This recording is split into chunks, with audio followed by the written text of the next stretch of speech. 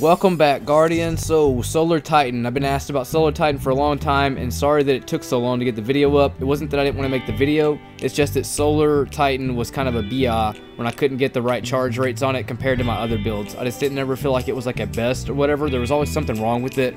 Then I finally got it kind of tuned perfectly to speed kill with, basically, which is what I like to do the most. So I had to test out a ton of charge rates, standing in sunspots, mobility, recovery, trying to pan all that stuff perfectly.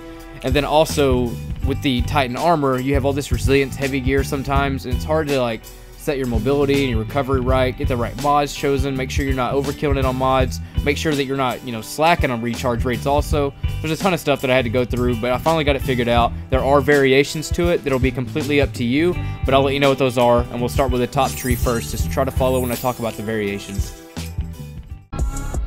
Starting off, we have Hammer Strike. That's basically your melting point where you hit a boss with your melee, you do bonus buff of like 50% damage to them, which helps you and the team out. You also have Tempered Metal, which is a team support class where its solar ability kills grant you and nearby allies movement and reload speed. And then Explosive Pyres, where things blow up, and you have Molten Embers that explode on impact as well to do more damage. So this is the only one that I recommend a variation with the arm piece, but it's completely up to you. And we'll start with the helmet though, and then everything else is the same but the arm and the chest piece. So with the helmet, it's going to be 1-1-1 mobility, resilience, recovery, an impact mod, enhanced ashes to assets, that's Dreaming City or Raid Gear where you get the enhanced version, and then whatever reserve you want to use on the helmet.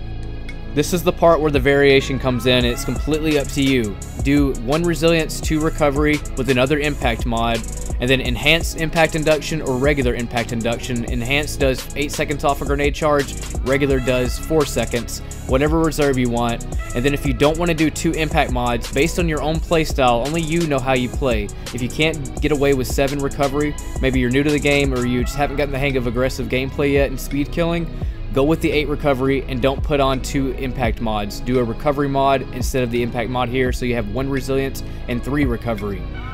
Because of the other armor we're going to be using and the exotics we're going to be talking about in a minute, by having the 2 melee mods on, you're going to get a 33-second melting point or a 16-second melting point if your super is charged. If you choose to only have 1 impact mod, then you're going to have a 37-second melting point or an 18-second if your super is charged. So, like I said, it's going to depend on you with the recovery mod, or if you want to go 2 impact mods, just based on how you play, if you need that extra recovery, or if you're a little more skilled or seasoned, you can get away with by having the 7 recovery.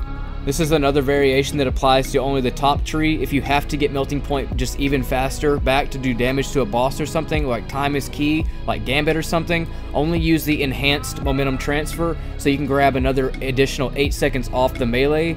And then same applies here, throw a recovery mod to maintain the 8 recovery, or throw the impact mod on it so you can get that basically just a little bit faster if you have to do it. But I really like the impact induction better, but if you need it back, enhanced momentum transfer is not bad for that clutch melting point. Another variation applies to any of the subclasses, top, middle, or bottom. Use either Hollow Fire Heart, solar abilities regen faster, even faster if super's charged. Do a grenade mod, the 2 mobility, 1 resilience, 1 recovery, and then whatever perks you want on the chest piece based on your playstyle and the weapons that you use.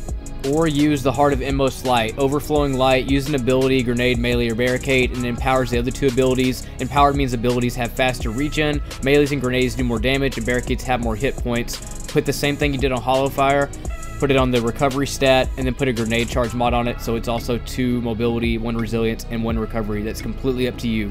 Now onto the legs. It's going to be 3 mobility, put a mobility mod on it, flick it on the restorative mod if you're using the same kind of legs, Tangled Web Greaves, put a mobility mod on it, and then flick it on the recovery stat. That way you can get 2 recovery and 3 mobility, and it should look like this when you have those on.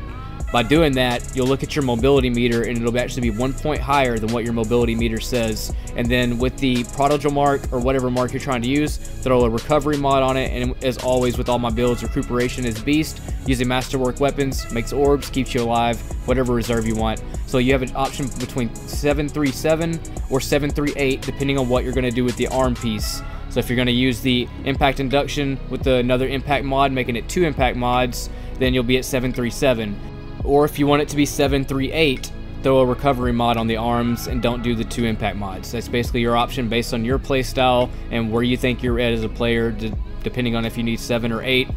on how you can move around. Basically, that's pretty much it, dudes. But that's another overview of the build. It's either going to be Hollow Fire Heart or Heart Atmos Light. It's really up to you on that. I couldn't find which one was actually better. I really couldn't.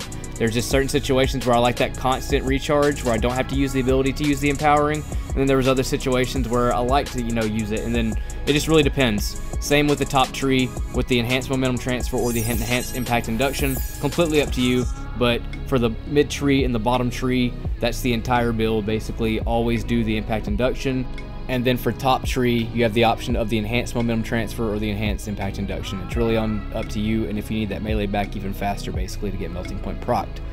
But to talk about some charge rates here, depending on if you're in a sunspot or what subclass tree you're using or what chest piece you're using, charge rates can go anywhere from 9.5 seconds if you're standing in a sunspot, all the way up to 37 seconds. So it's going to be in between that area depending on what combination tree you're using and what chest piece you're going to be using. So a lot of different charge rates here that I had to go through, and I couldn't begin to sit here and try to explain all of them to you without your head just spinning, basically. So just trust the build, dude. Put it on. I promise you it'll wreck no matter what subclass tree you put on. It all just works. But that's it, dudes, and I will catch y'all next time in space.